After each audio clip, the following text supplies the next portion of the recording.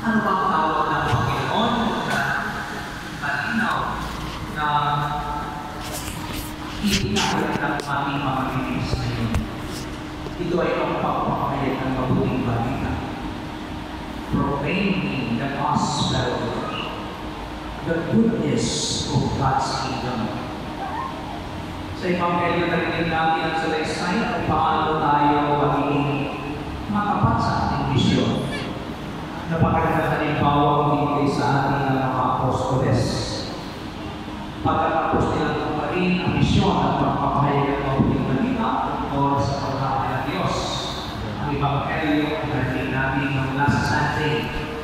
Napakadinig na po ang 12 apostoles kay Jesus. At sa kanilang pagbalik, ihinalita po nila dahil Jesus ang tagumpay ng kanilang misyon. Maraming bumalik na mga alam sa kanilang karagdagan. Yung iba na inahihan ng demonyo sa mga espiritu ay lumaya at higit sa lahat, itinahayag nila ang mabuting balita. Kaya napakagandang pagkilaya natin ang ginawa ng mga apostol. Ginawa nila ang kanilang misyon. Nagtagumpay sila sa kanilang misyon. How about us? Ginawa ko natin ang misyon natin. Tandaan natin, bilang magulang, may misyon ka. Bilang anak, may misyon ka. Bilang lingkod ng simbahan, may misyon. Bilang empleyado, sa gobyerno o sa privado, may misyon ka. Nalulunod mo ang Diyos sa buhay mo. Nalulunod mo ang Diyos sa ginagawa mo. Maganda, ilagay natin ang sarili natin sa context na kinadalagyan ng mga apostoles. Kinalulugan sila ng Panginoon Jesucristo. Masaya ang Panginoon. Sana masaya rin ang Panginoon sa atin. Sa dami nating biyaya, sa dami nating makapalan, yung mga kakayahan natin, yung mga talayan natin, sana di namin unalangin natin yan para sa misyon. Kasi po, minsan yan po yung nakalitaan natin. Ginamit lang natin yung ating kakayahan sa sarili natin. Hindi para po sa iba. Nandiyan po ang masak lang. Alam po sa unang pabasa, narinig natin kung paano tinatulungan ng Diyos ang mga tao nagpapabaya sa kanilang responsibilidad. Sila yung tinatawag na tiwaling pastor. During the time, Prophet Jeremiah, yung mga prinsipe at mali at Jerusalem at Judah, pinamumuhinan sila ng Panginoon dahil po hindi nila tinanggalan na rin ang tungkulin. Bagos na instrumento pa sila kumapakasa na kanilang kaya sa ikalamang mabasa, sa Apostol sa Epeso sa Efeso, ang kay Jesus bilang mabuting pastor. Siya po ang katuparan ng pamahalaan ng propeta ng kaya ni Elias. Dahil po sa unang pabasa natin namin na ang Panginoon ay mamamalalang isang pastor na siya magpapalaya sa kanyang hawak. Isang pastor na mag-iunahin sa nagkakawalan ng kanyang hawak. At nakamadyan ang propesya yan sa pamamagitan ng Jesus. Si Jesus ay dalawang pag-asa ang source of unity.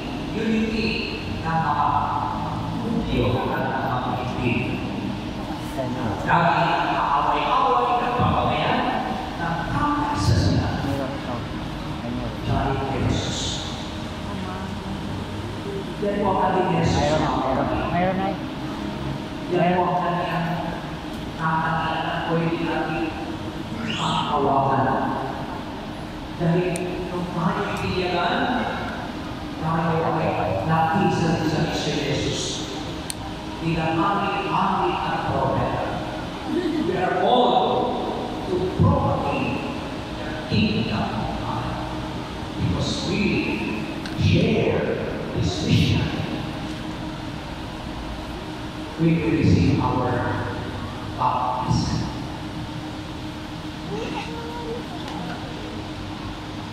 Mga kapatid, sa mundo natin puno ng pagtulungan, sa mundo natin ang nagtamak ang kultura ng kamatayan, sa mundo natin nagtamak ang agawan ng kapangyarihan, sa mundo nagtamak ang katiwalian at kawalang kalaunan, sa lipunan nagtamak ang tulong, walang kasiguraduhan, sa tunay na nakakarami. Ano ay may misyon? Una sa lahat, sikapin natin ang maging instrumento ng pamamahal. At saan tayo magsisimula? Sa pamilya. Bawat isa sa ating inanayamang maging mabuhay na saksi sa pagpapalaga ng kapayapaan ng justisya at katalunan. Kaya ni Jesus sa dalawang pagbasa, siya po ang nagsilbing inspirasyon upang ang pagkakaisa at kapayapaan ay mararanasan ng mga taong uhaw na uhaw sa kapayapaan at katalunan. Yan ang mga kabitiran. Inalay ni Jesus sa kanyang buhay sa krus. Dumalang ang kanyang dulo namin dito. Kaya sana sa linggo ito, tayo ay patuloy nawang makasambungay sa ating isyo. Sinabi ni Jesus sa kanyang pamalagan, punta na kayo sa ilalong ng lugar para mapapakal na mapapasinig ka kaya ni Jesus. Hindi lang siya goal-oriented, kundi person-oriented. Tinitingnan niya ang pamahalaan ng kanyang mga apostoles, ang well-being ng kanyang mga apostoles. At ganyan po ang nais niya at gawin natin. Kung tayo may iwang kapatid, dahil minsan sa sobrang kapatid natin, nakikinig tayo. Nakakailan tayo. At sa tayo tutulungin kung bakit tayo marunong makapain. Tutulungin tayo sa kampungan. Kaya matulog tayo makapain. Let us rest after na tayo ay lumagawa ng ating mga ginagawa. Busy ka sa trabaho, pahinga ka naman. Busy ka sa negosyo, pahinga ka naman. Busy ka sa iba't ibang pamamahala natin, magpahinga ka rin. Dahil mahalaga ang tempo. Mismo si Jesus nagtating dito sa kanyang mga apostoles. Sa konteks ng spirituality, mga kapatid, ang ilan ay ang lugar ng pakikipagtatpo sa Diyos. Kaya kung sabihin ni Jesus, pumunta mo lang kayo sa ilan, that means, pumunta kayo sa isang lugar kung saan kayo ay may harapong panalangin. Ang ilan ay ang lugar ng panalangin upang bumugot ng lakas. Kaya huwag niyo kalimutang magpahinga kasama ang pamilya.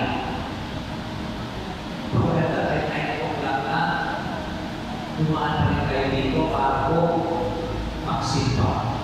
Sa pagkakita niya ng kalalagisa, tunay nga kayo ay tungkol sa tawag ng pangpahinga kasama ang Diyos. Dito sa minsan ni Alay niyo, pray in Diyos.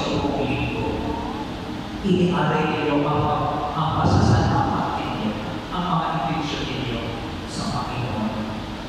At sa pag-uwi kaya, ano na natin ang ating gagawin? Tayong pinalalakas ngayon sa katatayong ng Kristiyan ito, dapat magpatuloy sa ating isyo. Tuloy ang pagpapalagan ng pagmamahal. Love, brothers and sisters. Tuloy ang pagpapalagan ng pagpapatawad. Simula sa ating sa komunidad, tupo sa lipunan. Gamitin ang social media o anumang video na ating ginagamit upang ipalagan ang kauling kanina. Sana linggo-linggo na tayo ay pupunta sa simbahan at mga paninga. Lagi natin sasabihin at ibubulong sa Diyos, Lord, mission accomplished. Bakit? Dahil di tayo nagpapaya. Di tayo nasasawa. Nagpapatuloy tayo sa pagsasagawa sa misyon natin. Sa ako na ating pamamayan. Tandaan natin, habang may buhay tayo, naakibat dito ang sasabuhay na natin sa ating misyon. Nakatalakayan sa ating pagkakao. Kaya sana sa pag-uwi natin mamaya, magkakaroon din tayo ng bagong strength. Kasi upang bukas ay sulatan ng bukas kahit sa langit, kahit sa iba't ibang mga hamon at masasabog sa buong mundo, mananatili tayong matatawa. Matatawa sa ating nalilipitan ay Kristo na tumawag sa atin upang tuloy ang misyon. Amen.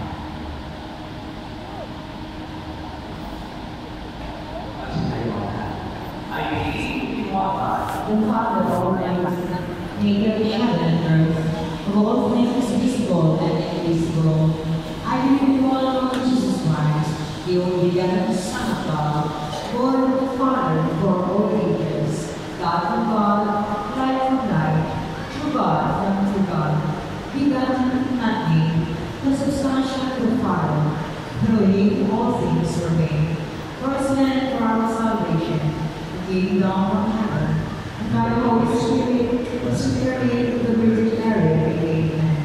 While he was crucified and washed his Pilate, he suffered death and was buried, and rose again on the third day in accordance with the Scriptures.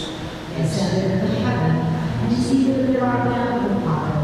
He will come again in glory to judge the living and the dead, and his kingdom which hath no end. I believe in the Holy Spirit, the Lord, the giver of life, who proceeds from the Father and the Son, with the Father and the Son, is adored and glorified, who has spoken through the prophets. I believe in one holy, Catholic, and Apostolic Church. I confess the baptism for the forgiveness of sins, and look forward to the resurrection of the dead and the life of the world to come. Amen. Brothers and sisters, let us pray for the Heavenly Father that we may become like Jesus, faithful sheep and loving shepherds to one another. Let us pray. Lord, hear our prayer. Lord, hear our prayer. In the Church, we may vigilant against false shepherds who lead people astray from God's fold. We pray. Lord, hear our prayer. May all religious and civil leaders imitate the leadership of Christ. May they advocate the welfare of those who put under their care by upholding the dignity of the latter of all times. We pray. Lord, hear our prayer. May worship amidst the many annoying voices in the world. Listen attentively to your voice through informed and well-founded discernment. We pray, Lord, hear our prayer. may those who have gone ahead of us enter the ever-abundant pastures of your eternal paradise. We pray, Lord, hear our prayer. let us pray for the urgent concerns of our community and our personal intentions. We pray, Lord, hear our prayer. Eternal Father, listen to our humble pleas. Help us become more and more like Jesus, the Good Shepherd, and the faithful Lamb of God. We ask this through the same Christ our Lord. Amen. Kung po sa may mga tawag na operating at tulong, ayon kay Pumisa na ang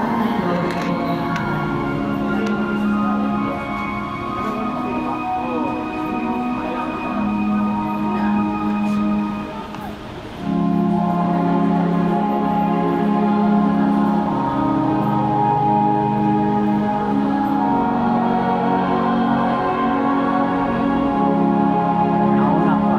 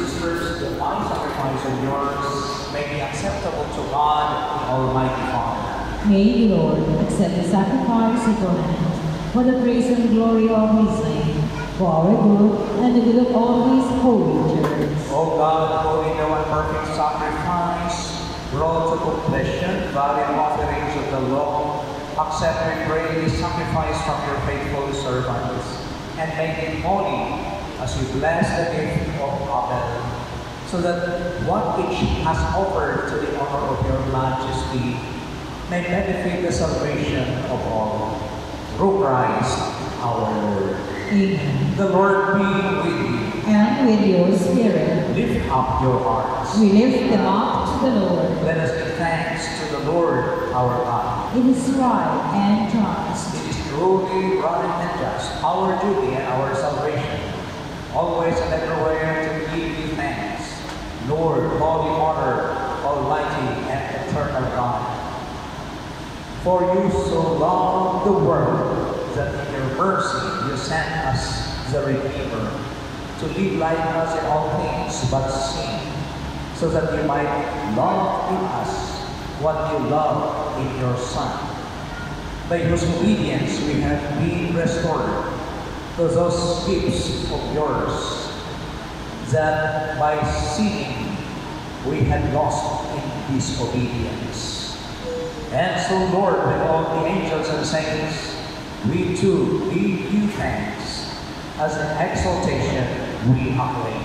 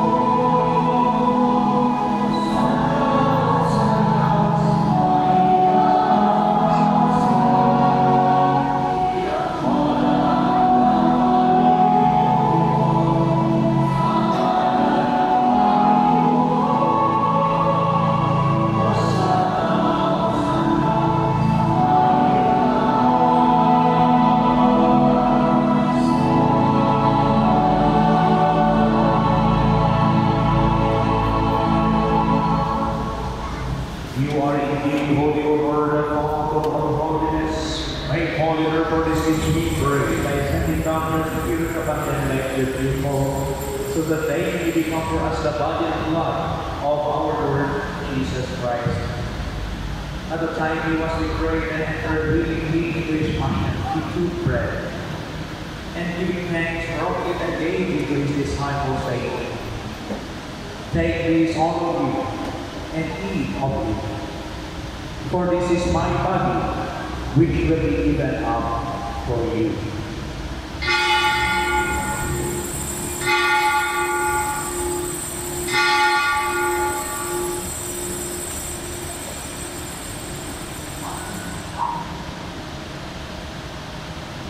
In a similar way, when supper was ended, he took the chalice, and once more giving thanks, he gave it to his disciples, saying, "Take this, all of you, and drink from it, for this is the chalice of my blood, the blood of the new and eternal covenant, which will be poured out for you and for many, for the forgiveness of sins.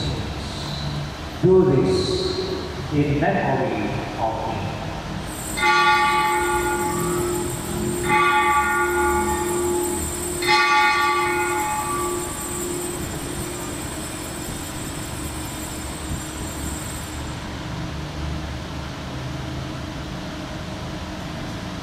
The mystery of faith. Save us.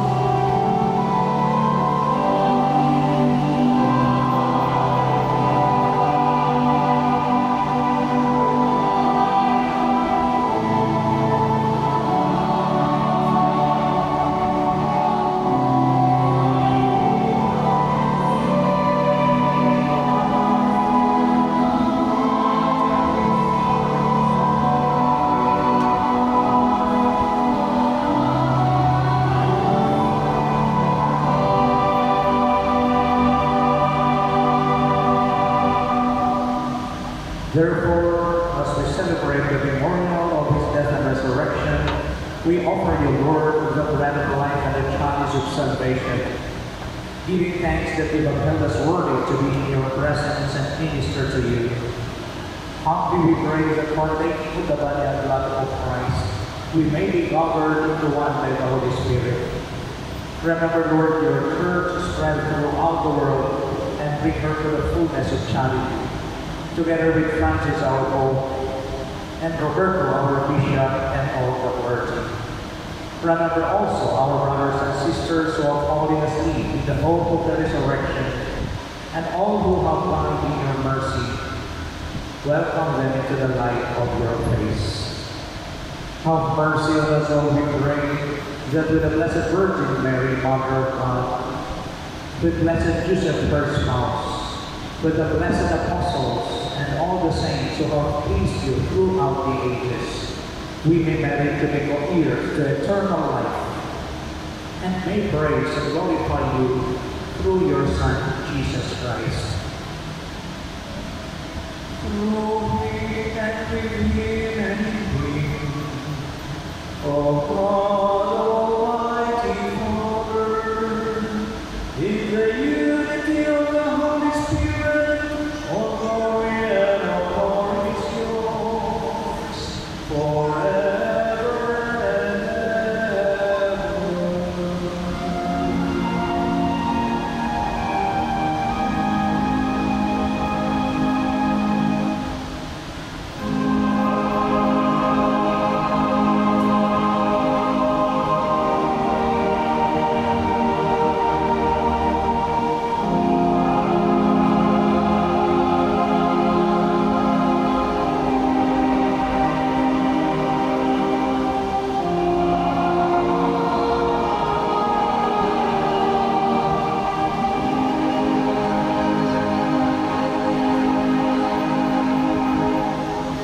Gathering our prayers and praises into one, let us offer the prayers of Christ himself towards us.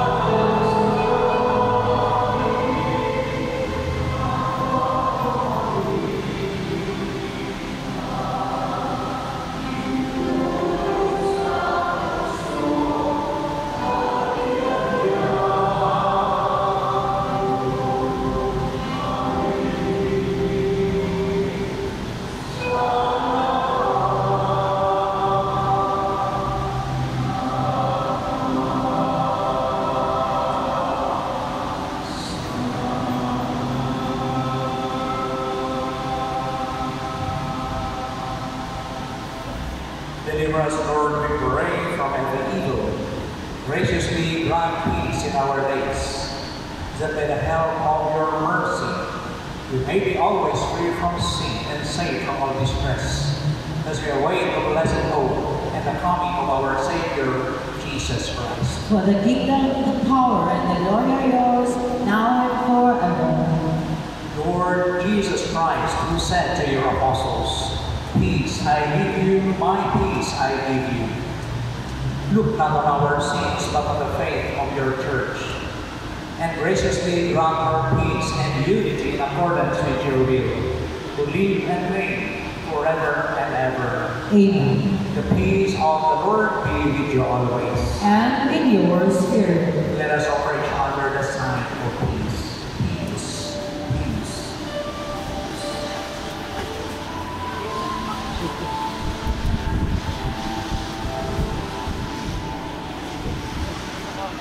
Ayun siya muna. Meron. Wala, meron. Cake mo na meron.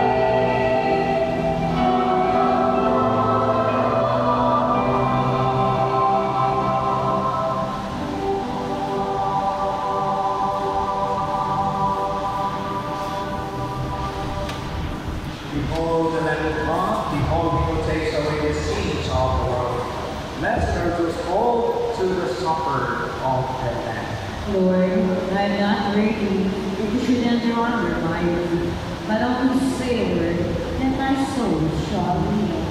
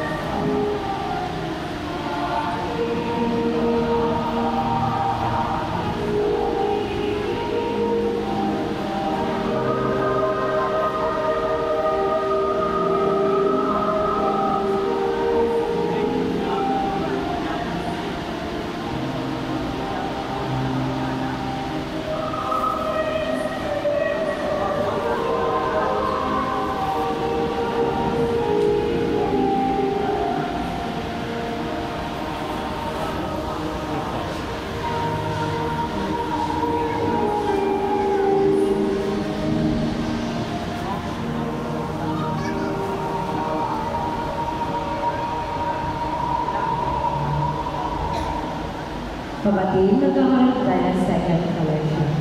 Ito po ay para sa ating dambana ng San Pedro. Kahagi po ng iyong tulong ay ang patuloy na pagpapaganda at pagsasaayos ng ating simbahan. Maraming salamat po sa inyong magandang loob. Bukas po, Lunes, ay araw ng istorya ng ating Pangulo. Ang mga misa po natin ay sa alas 6 at alas 7 lamang po na umaga. Para muna po wala tayong misa sa tanghali hanggang gabi. Maging ang ating shrine office, Holy Body office, at the store ay sarado po.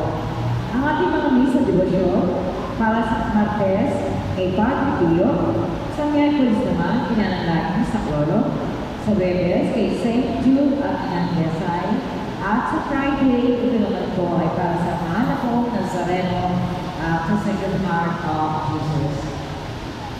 Ang ating first communion ay sa August 24 na po para sa mga 8 years old na taas. Magpalista na po tayo sa ating opisina. Kung ikaw naman ay 18 and 60 years old, ang Ministry of Lectors and Commentators o LECO ay nag-aaral sa lahat at nais maging member bilang tagapagpahayag ng salita ng Diyos dito sa ating dambana ng San Pedro. Ang mga application po ay available sa booth sa labas nating simbahan. Kapali po tayo magulot na ating mga iba po o mga non-offering sa mga nakapalibot na access sa ating simbahan. At patuloy din tayo magsindi ng kandila sa labas ng ating simbahan para sa inyong mga pagsaliling panalangin at mga halilingan. Bumisita na rin tayo sa ating radio store para sa mga kailangan ng libro at gamit literature. Ito po ay napakalaking tulong para sa gawain ng aking parokya. Maraming salamat po. Sa YouTube ito ay sa ating pasalamatan, in behalf sa ating Boro-Baro at sa Inspector, sa Ilalan sa Monte. Ang lahat, kayong lahat na nakisa sa ating dalawang milyon sa oras nito. Thank you po sa inyong pakikisa. Kung ito yung last mass isa natin sa linggo ito, sana isa tayo sa ating pagpatuloy after na misa. Thank you rin sa director. And third, mula sa our servers, lay ministers, ang mga collectors natin, ang mga choir na napakaganda, napakagaling kumanta. Thank you po sa ating youth choir. Thank you.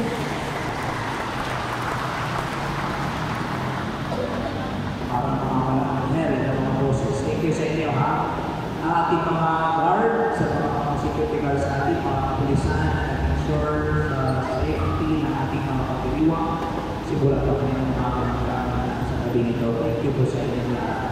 At sana patuloy natin isabuhay ang ating po calling, ating mga Kristiyano, ang ating misyon, huwag natin kalimutan lagi. At sabi ko lang kanina, sana every time na magsuka tayo, lagi natin makapagpapit sa ating puso at isipan na misyon ako Diyos. Dahil tayo ay nakapatuloy sa kabila ng ipagpapakaon na ating hinahanap sa buhay. So, salamat po sa inyong pakikisa.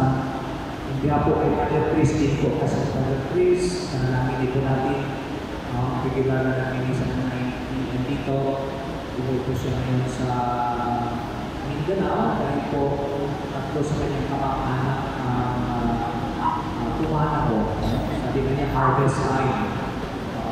So pumunta siya doon kasi pag-iisa siya sa kanyang kamag-anak na tumana. Okay, so next week, next Sunday, nandito na siguro si Father Chris sa kanyang 9 p.m. Mass. Alam ko mga suki kayo ni Father Chris. Okay? Let us pray.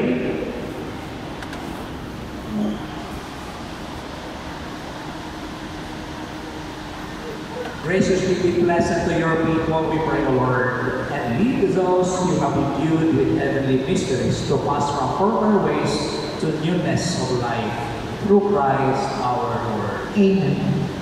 The Lord be with you. And with your spirit. Bow your heads and pray for God's blessing. May God bless you with every heavenly blessing. May He always holy and pure in His sight.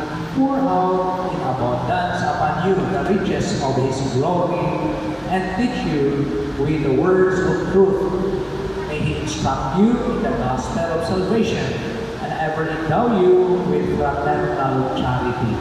Through Christ our Lord. Amen. And may the blessing of Almighty God, the Father, and the Son, and the Holy Spirit come down on you and remain with you forever. Amen. The Mass has been offered. Go in peace to love and serve the Lord.